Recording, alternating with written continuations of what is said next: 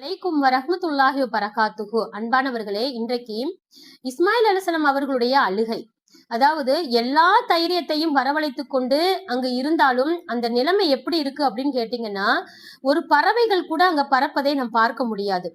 எந்த ஒரு விதமான ஒரு சத்தம் இல்லாத, ஆள் நடமாட்டம் இல்லாத, ஆள் குடியிருப்பு இல்லாத ஒரு மயான அமைதி உடைய இடமாக இருக்குது. தான் கொண்டு வந்திருந்த அந்த பேரிச்சம்பழமும் தண்ணீரும் 2 நாட்கள், அதாவது 2 பகல் 2 இரவு கடந்து செல்கிறது. அது பெரும் யுகங்களாக கடந்து போகுது. 3வது நாளு பாதி நேரம், பாதி பகல் பொழுதுல அந்த தண்ணீரும் பேரிச்சம்பழமும் தீர்ந்து போய்விடுகிறது. இஸ்மாயில் அலைஹிஸ்ஸலாம் அவர்கள் தாகத்தால் அவங்க அழத் தொடங்குறாங்க.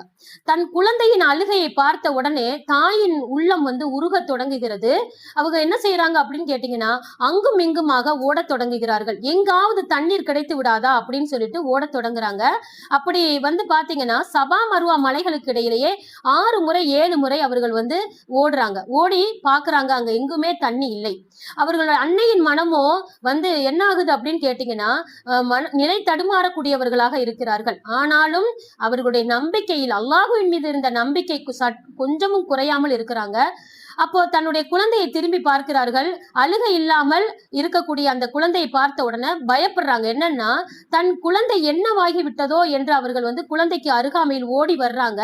அங்க பார்த்த உடனே ஒரு பேரதிர்ச்சியை அவங்க பாக்குறாங்க. என்னன்னு பாத்தீங்கன்னா, தன்னுடைய குழந்தை இஸ்மாயில் அலைஹிஸ்ஸலாம் அவர்கள் உதைத்து கொண்டிருந்த இடத்தில் தண்ணீர் ஊற்று பொங்கி பெருகுவதை அவர்கள் பார்க்கிறாங்க.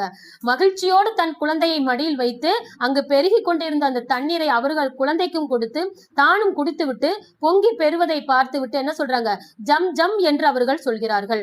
நில் நில் என்று அவர்கள் சொல்கிறார்கள். அப்படிப்பட்ட அந்த ஜம் ஜம் நீர் ஊற்றுதான் இன்று வரைக்கும் பொங்கி பெருகக்கூடியதாக இருக்கிறது. அஸ்ஸலாமு அலைக்கும் வரஹ்மத்துல்லாஹி வபரகாத்துஹு.